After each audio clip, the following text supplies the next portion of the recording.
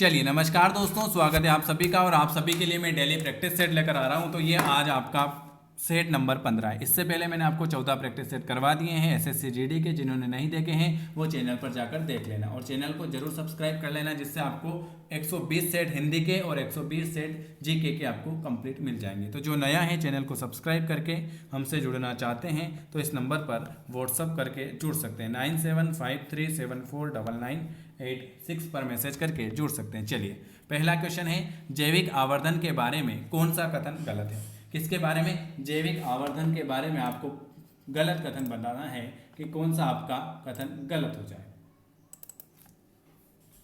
Very very good, very good. देखो, इसकी अधिकतम सांद्रता खाद्य श्रृंखला के शीर्ष पर स्थिर है, बिल्कुल सही है। यह पारिस्थितिक तंत्र के स्तर पर निर्भर करता है, यह भी सही है। रसायन पानी या मिट्टी में अवशोषण के माध्यम से खाद्य श्रृंखला में प्रवेश करता है। ऑप्शन ये वाला आपका गलत है कि इसकी अधिकतम सांद्रता खाद्य श्रृंखला के निचले स्तर पर है। पहला मुगल सम्राट बाबर भारत रिक्त स्थान से आया था। किससे आया था? सीरिया से, ग्रीस से, फरगाना से या फारस।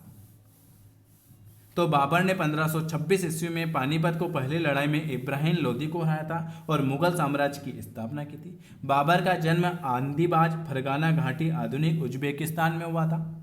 कहाँ पर? उज्बेकिस्तान में। वह फरगाना के गवर्नर उमेश शेख मिर्जी का प्रथा था। उमर शेख तैमूर का वंशज था, तो वह फरगाना। वर्ष में पारित अध्यादेश के माध्यम से भारत में बैंकों का राष्ट्रीयकरण किया गया था। वेरी वेरी गुड, बताइए।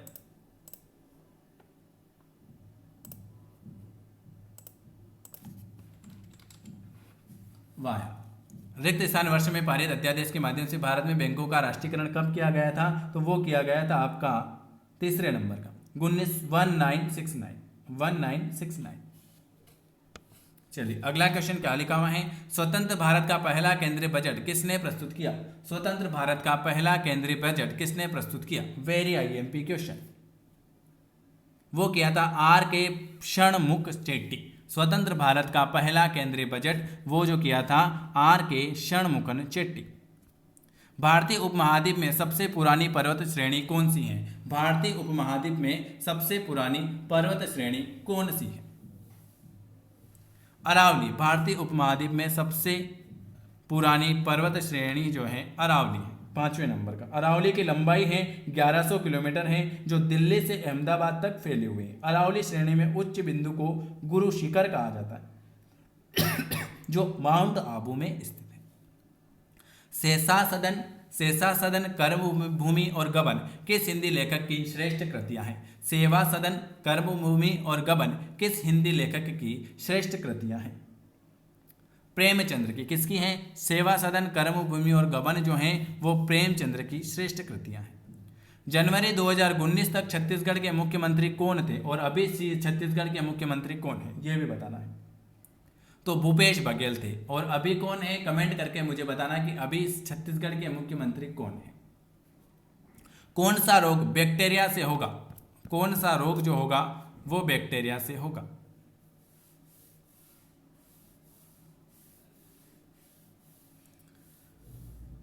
यक्षमा जिसे हम कहते हैं टीबी, फोर्ड का यक्ष रोग, क्षय रोग, टीबी, यक्षमा। निम्न में से कौन एक उभयचर नहीं है? उभयचर आपका कौन सा नहीं है बताइए। निम्न में से उभयचर नहीं है, कौन सा उभयचर नहीं है? 9 नंबर का कछुआ उभयचर नहीं है। पृथ्वी पर जीवन लगभग रिक्त स्थान साल पहले महासागरों में शुरू हुआ था। Very very good. कौन से साल में शुरू हुआ था भाई? 10वें नंबर का 3.5 बिलियन। पृथ्वी पर जीवन लगभग 3.5 बिलियन साल पहले महासागर से शुरू हुआ था। बहुत पीछे हैं भाई। नालियों और सिंक को बंद करने के लिए किस रसायन का व्यापक रूप से उपयोग किया जाएगा? Sodium hydroxide. नालियों और सिंक को बंद करने के लिए किस रसायन का व्यापक रूप से उपयोग किया जाएगा? 11 नंबर का हो जाएगा सोडियम हाइड्रोक्साइड। भारत के संविधान में पंचवर्षीय योजनाओं की अवधारणा रिक्त स्थान से उधार ली गई।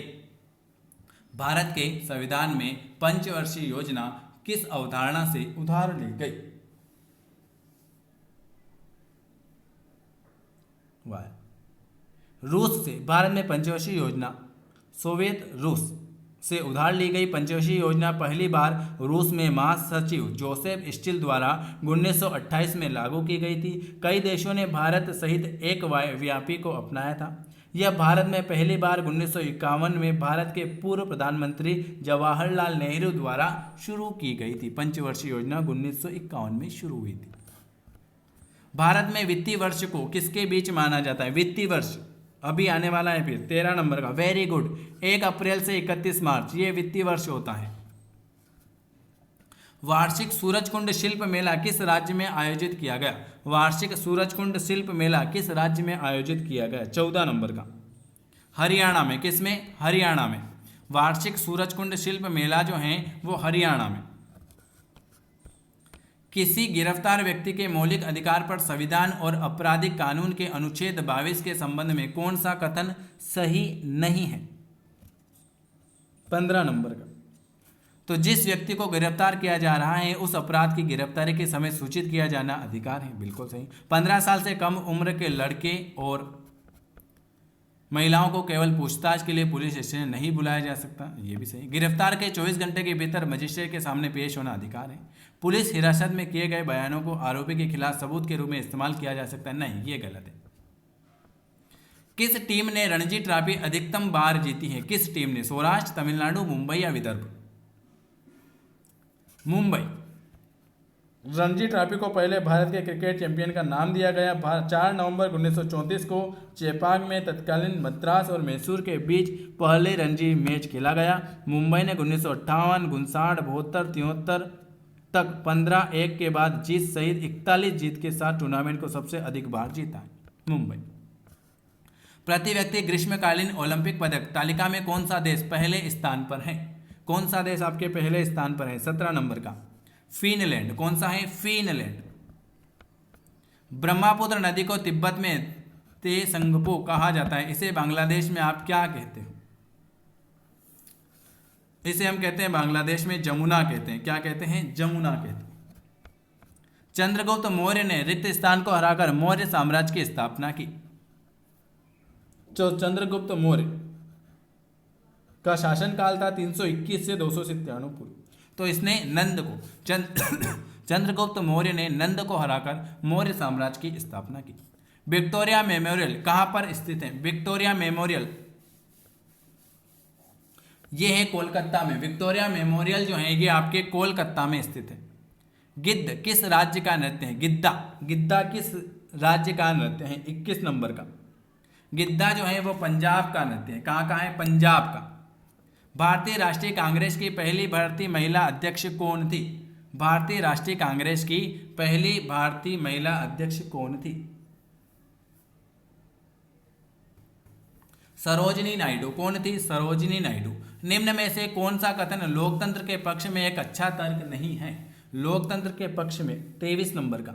लोकतंत्र लोगों के प्रति अधिक जवाबदेह है, बिल्कुल सही है ये तो। लोकतंत्र में संघर्षों का बेहतर समाधान है, ये भी सही है। लोकतंत्र में लोग स्वतंत्र और समान महसूस करते हैं, अन्य लोगों की तुलना में लोकतंत्र अधिक समृद्ध है। ये देखो अन्य नहीं आना चाहिए, चौथा गलत आ जाएगा। ध्वनि के बारे में निम्न में से कौन सा कथन गलत है? ध्वनि एक औसत मानव की श्रव्य सीमा 20 हर्ट्ज से 20 किलोहर्ट्ज है। तापमान या माध्यम के बावजूद ध्वनि की गति एक समान रहती है। ध्वनि एक अनुदैर्घ्य लहर के रूप में यात्रा करती है। यह ध्वनि निर्वात में यात्रा नहीं करती। 24 नंबर का ध्वनि जो है 24 नंबर का दूसरा, तापमान या माध्यम के बावजूद ध्वनि की गति एक समान गति है। दादा साहेब फाल्के पुरस्कार 2018 में घोषित किया गया, जिसमें किसको सम्मानित किया गया है? 25 नंबर का। Very good. स्वर्गीय विनोद खन्ना। 65वें राष्ट्रीय पुरस्कार फिल्म पुरस्कार 2018 में दिवंगत अभिनेता विनोद खन्ना को मरणोपरांत दादा साहेब फाल्के पुरस्कार से सम्मानित किया गया। ये आज मैंने आपको 25 क्वेश्चन करवाए हैं। अगर वीडियो पसंद आता है तो आपको लाइक करना है, शेयर करना है, सब्सक्राइब करना है, और अगर हमसे जुड़ना चाहते हैं तो आप इस नंबर पर व्हाट्सअप करके जुड़ सकते हो 9753749986। वीडियो देखने के लिए आप सभी मेरे प्यारे भाई बहनों का बहुत बहुत धन्यवाद, और कमेंट करके जरूर बताना कि वीडियो कैसा लगा।